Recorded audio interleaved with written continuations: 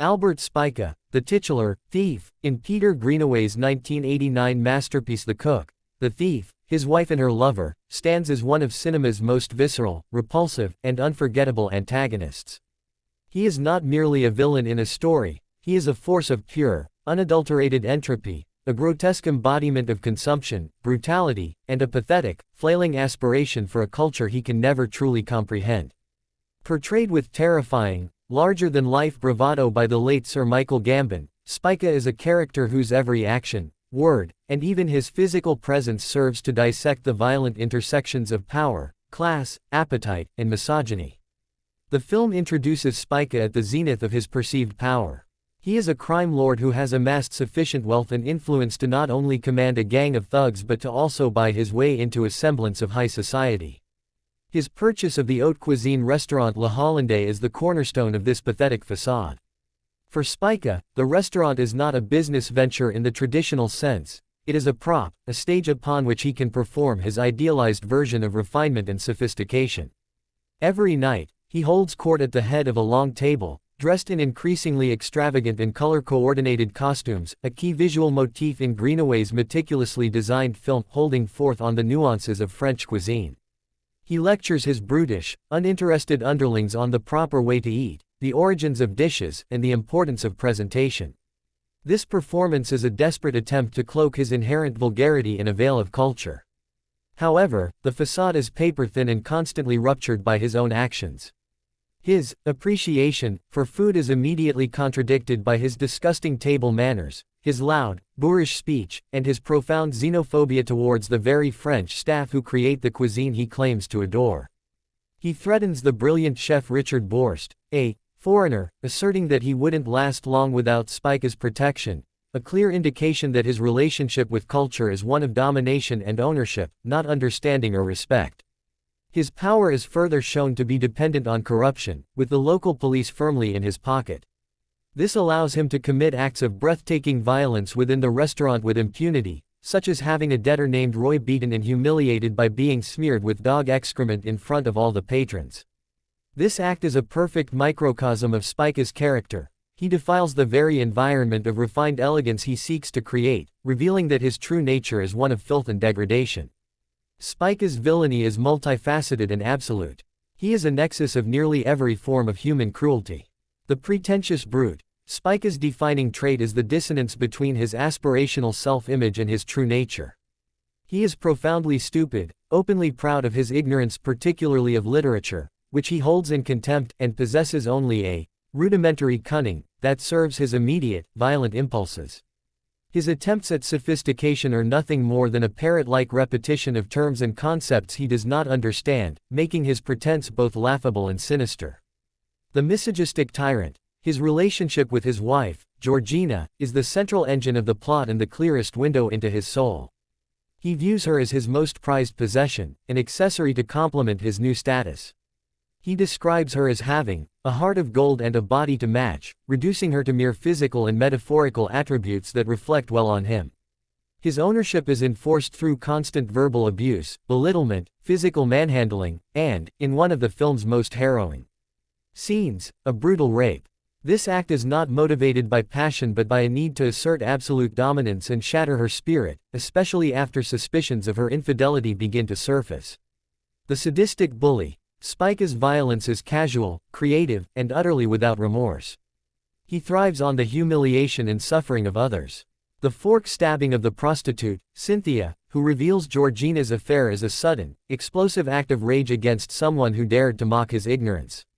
His torture of Pup, the young kitchen boy, is arguably his most heinous act. Force-feeding him his own shirt buttons and threatening to cut off and feed him his own navel is a monstrous perversion of the culinary theme that runs through the film. It is an act so vile it causes the first major rift in his gang, as several members leave in disgust. This demonstrates that even in his world of criminality, there is a line he gleefully crosses. The ultimate act of vengeance, the murder of Michael, Georgina's lover, is the culmination of Spica's rage. After tracking him to his bookshop, Spica subjects Michael to a torturous death that is thematically tailored to his own hatreds. He has his men force-feed Michael pages from his own books, suffocating him with the very literature Spica despises. This act is not just a murder, it is a symbolic annihilation of everything Michael represents: intellect, subtlety, romance, and a quiet, internal world utterly alien to Spica's loud, external one. A critical arc in the film is the gradual erosion of Spica's power, which proves to be entirely dependent on the fear and compliance of those around him. His authority is a house of cards. The staff's silent rebellion. The first crack appears with the restaurant staff, led by Borst. Their decision to aid Georgina and Michael's affair by letting them use the kitchen and later spiriting them away on a meat truck is an act of passive-aggressive defiance. They use their knowledge of the space, his space, against him. The desertion of his gang. Spica's brutality finally overreaches. The torture of Pup causes half his gang to abandon him, their loyalty broken by an act of cruelty against a child. The other half deserts him after Michael's murder, realizing that Spica's brazenness has become a liability that their corrupt police contacts can no longer shield. His power was never his own, it was lent to him by his subordinates, and they take it back. Total isolation. In the final act, the mighty crime lord is reduced to a pathetic figure. He is left alone but for his dim-witted lieutenant, Mitchell, and is ultimately stripped of even that last vestige of power when Mitchell is disarmed and sidelined. Spica is suddenly just a loud, vulgar man in an expensive suit, utterly alone and vulnerable. The film's conclusion is one of the most famously shocking and thematically rich acts of revenge in cinema. Devastated by Michael's death, Georgina transforms from a victim into an avenging angel. She persuades Borst to use his culinary skills for one final, grotesque service, to cook Michael's body. Spica is lured to the restaurant under false pretenses, where he is confronted by a united front of his victims, the entire kitchen staff, the ex-members of his gang, and Georgina. He is presented with his promised meal, glazed and presented with the same macabre elegance that Borst applied to every other dish. The consumer is forced to consume. The man who sought to own everything and everyone is now forced to do one thing against his will. Georgina, holding him at gunpoint, forces him to keep his vow to eat Michael. The wannabe gourmand is made to taste the horrific culmination of his own appetite and violence. As he gags on the first mouthful, the sheer perversion of his desires literally chokes him. In this moment, the film's themes of consumption, of food, of art, of people, collide in a single, terrifying act. Immediately after, Georgina shoots him dead, ending his reign of terror. His death is not just a killing, it is a ritualistic execution, a cathartic act of justice orchestrated by the collective he wronged. Albert Spica transcends his role as a simple gangster villain. He is a powerful allegory.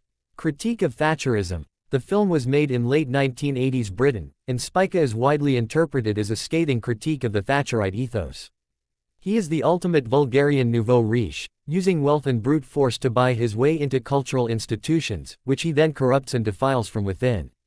He represents an ideology that values acquisition over understanding, power over empathy, and the brutal marketization of everything, including human relationships. The violence of consumption. Spica consumes endlessly: food, wine, people, and culture. His consumption is never about nourishment or appreciation, it is an act of aggression and ownership. The film argues that such a ravenous, unthinking appetite is inherently violent and ultimately self-destructive. The performance of power. Spica's entire identity is a performance. Without his gang, his restaurant, his expensive clothes, and his cowed wife, he is nothing. His final moments, cowering and speechless under the spotlight, reveal the empty, pathetic core behind the monstrous performance. In conclusion, Albert Spica is a monumental achievement in character creation. He is a profoundly repulsive figure, yet mesmerizing in his sheer theatrical evil. Michael Gambon's performance imbues him with a terrifying vitality, making him feel both unreal, like a gargoyle from a nightmare, and all too real, a magnification of the worst traits of unchecked power and masculine insecurity. He is not just the antagonist of the film, he is its dark heart, the corrupting force that gives meaning to the resistance, love, and ultimate retribution that defines this shocking and brilliant cinematic fable. He remains a timeless benchmark for cinematic villainy, a monster whose defeat feels not just satisfying but morally necessary.